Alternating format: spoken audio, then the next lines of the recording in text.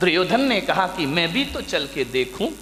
गया इंद्रप्रस्थ में, और जैसे ही इंद्रप्रस्थ पहुंचा दुर्योधन, इतना अद्भुत महल था, जो दिखता था वो होता नहीं था, और जो होता था वो दिखता। दुर्योधन ने अपनी धोती संभाली, उसे लगा कि यार यहाँ तो पानी पानी दिखाई दे रहा है, धोती संभाल करके चल रहा है, वहां तो पानी था ही नहीं, केवल दिखाई देता था। आगे देखा दुर्योधन ने, रंगोली बनी हुई है, चौक पूरे हुए, बहुत सुंदर है। अरे बोले यहाँ से तो आ गया, अब क्या धोती पकड़ना, अब क्या अपने को संभालना। इतना सुंदर, आंखें फटी की फटी रह गई दुर्योधन की। आगे बढ़ा, पानी था, गिरा छपाक से पानी में, पूरे कपड़े गीले हो गए। जोरदार अट्ठास हुआ झरोके से, बड़ी जोर से व्यंग की हंसी आई। उसने कहा, देवर जी ये क्या हो गया। द्रौपदी की आवाज आई, गिर गए। अरे संभल के चलना सीखो देवर जी। पानी में गिरा हुआ दुर्योधन भीगा हुआ। द्रौपदी ने कहा, गिर गए ना, अब पता पड़ा कि इंद्रप्रस्थ क्या है और हस्तिनापुर क्या है। अरे तुम कैसे संभलोगे, अंधे का पुत्र अंधा ही होगा। बस यहां से महाभारत शुरू हो जाया करती है। द्रौपदी का चीरहरण महाभारत नहीं था, जुए में हारना महाभारत नहीं था। द्रौपदी का एक तीखा वचन कि अंधे का पुत्र अंधा ही होगा, बस इतनी सी वचन महाभारत की रचना करते हैं। ध्यान रखिए, उसी दिन दुर्योधन ने कसम खा ली कि आज जो अपमान तूने मेरा किया है, आज जो भरी सभा में तूने मेरा उपहास किया है, ठहर जा, एक दिन भरी सभा में तुझे नग्न नहीं किया तो मेरा नाम भी दुर्योधन नहीं होना चाहिए। इतनी सी बात ध्यान रखना। शब्द को संभाल के बोलिए, शब्द संभाल के बोलिए, शब्द के हाथ ना पांव। ध्यान रखिए, एक वाणी जीवन को तबाह कर देती है। अपमान किसी का मत करो। ध्यान रखना, बड़ा आदमी तो छोड़ो, छोटा सा तिनका का भी अपमान मत करना, वरना कितने भी बड़े योद्धा बन जाओ, एक तिनका आंख में चला जाए तो सारा युद्ध धरा रह जाया करता है। ध्यान रखिए, वाणी अच्छी बोलिए, किसी को अपमानित मत करिए। एक तीखे वचन ने, एक कटु वचन ने महाभारत की रचना कर दी। ध्यान रखिए, मीठा बोलो, अच्छा बोलो, विपत्तियों को आमंत्रण मत दो, मुसीबत को आमंत्रण मत दो। एक तीखा वचन हजार विपत्तियों को लेकर अपने साथ आया करता है। ध्यान रखिए, बोलो तो बोलो सदा मीठे वचन। जो काम शक्ति से नहीं होते, वो काम मिठास से हो जाया करते हैं। खुदा को भी पसंद नहीं शक्ति जुबान में, खुदा को भी पसंद नहीं शक्ति जुबान में, इसीलिए नहीं दी हड्डी जुबान में। ध्यान रखिए, पूरे शरीर में हड्डियां हैं, जुबान में हड्डी नहीं है, क्योंकि शक्ति पसंद नहीं करता वो ईश्वर। जुबान तो मुलायम होती है ना। ध्यान रखिए, जुबान जितनी मुलायम है, वचन उससे ज्यादा मुलायम होना चाहिए। एक बात याद रखना, जुबान में हड्डी तो बिल्कुल नहीं होती, एक भी हड्डी नहीं है जुबान में। लेकिन एक बात याद रखना बारामती वालों, उसमें हड्डी तो एक भी नहीं होती है, लेकिन ताकत इतनी है कि सारी हड्डियां तोड़वा के रख देगी। ध्यान रखना, एक भी हड्डी नहीं बचेगी। यदि वो अपनी पे आ गई तो सारी हड्डियां तोड़वा देगी तुम्हारी। बहुत महत्वपूर्ण है जुबान का, ध्यान रखना। आंख एक है, आंख दो है, काम एक है। ये आंख भी देखती है, ये आंख भी देखती है। कान दो हैं, दायां कान भी सुनता है, बायां कान भी सुनता है। नासा द्वार दो हैं, दाई नासिका, रामदेव बाबा अनुलोम विलोम है ना, दो होती है। ध्यान रखिए, विचार कर। बड़ी दिक्कत हो गई इस देश में।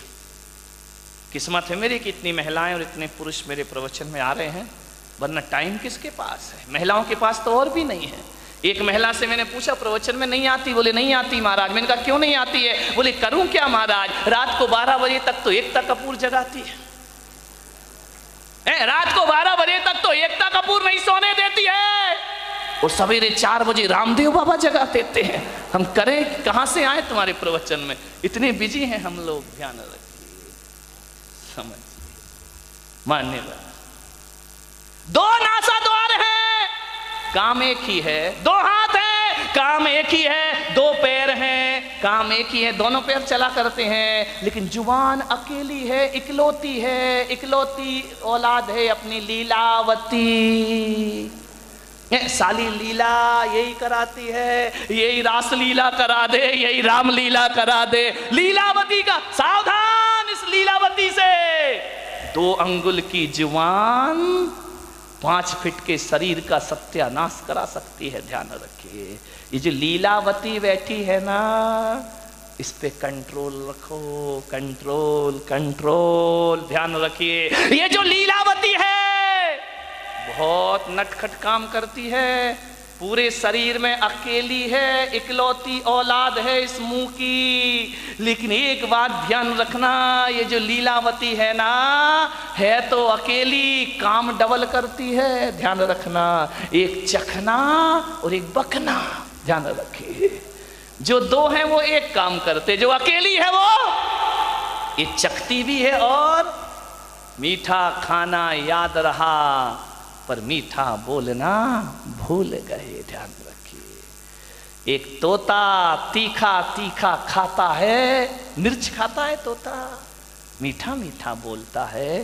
और हम मीठा मीठा खाते हैं, बोल दो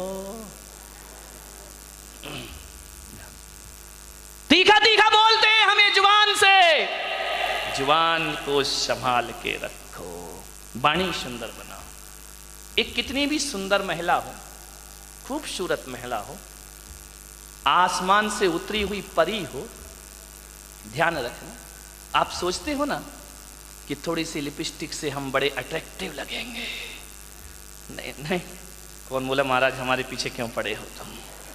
ध्यान रख, लिपस्टिक लगा के आप सोचते कि हम सुंदर हो गए हैं।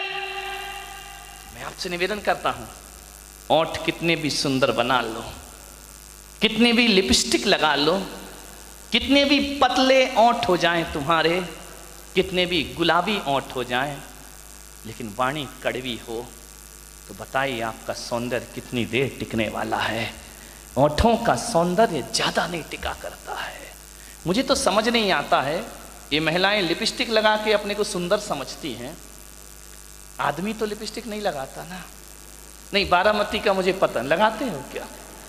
नहीं लगाते ना। एक बात बताओ, ये सोचते हैं लिपस्टिक से सुंदरता बढ़ती है, तो लिपस्टिक लगा के सुंदर दिखने वाली देवी हो, बिना लिपस्टिक वाले पे क्यों मरती हो? फैसला करो, फैसला। ये तो लिपस्टिक जान इन पे ही देती है लोग। ध्यान रखिए, इसका मतलब है लिपस्टिक कितनी भी अच्छी हो, चेहरे की सुंदरता कितनी देर की? आधे घंटे।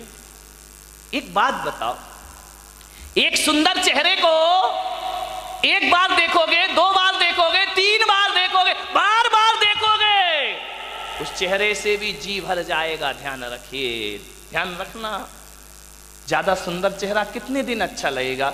1 साल, 2 साल। कितनी भी सुंदर पत्नी ले आओ बेटा, साल भर बाद तो वही हालत है कि वो बड़बड़ा रही है, अपन चुपचाप सुन रहे हैं बैठ करके। खाना खाएगी तभी बोलेगी। ध्यान रखना, ये आदमियों की जिंदगी इसी में, बेचारे हर थके हुए हारे हुए तो आते हैं दुकान से, वो जैसे ही आया और इनकी रामायण शुरू हो जाया करती है। देवरानी ने ये कहा, जिठानी ने वो कहा, तेरी अम्मा ने ये, परसते भी जा रही है। महिलाओं से निवेदन है, जब पति घर में आए तो उसकी थाली में रोटी परोसो, रोटी। दिन भर की किचकिच मत परोसो उसकी थाली में, वरना थाली फेंक करके इतना परेशान। उसी समय मैंने एक महिला से बोला, खाते समय क्यों बोलती हो? बोले खाते समय तो वो चुपचाप सुनता है, मुंह में रोटी रहती है, सुनते रहता है, अपन बोलते जाओ, देवी बोलते जा रही, बोलते जा रही, बोलते जा रही है, वो बेचारा खाते जा रहा, खाते जा रहा, क्या करे? इधर सुने या इधर सुने, खा रहा। ऐसी हालत है जैसे सड़क के किनारे भुट्टा सिकता है ना, भुट्टे नहीं सेकते रहते, वो एक हाथ से हवा करते जा रहा, भुट्टा सिकते जा रहा, हवा करते जा रहा, भुट्टा सिकते जा रहा, रोटी पटकते जा रही, भुट्टा सिकते जा रहा, सिकते जा रहा, सिक गया भुट्टा, क्या रोटी खाए बेचारा।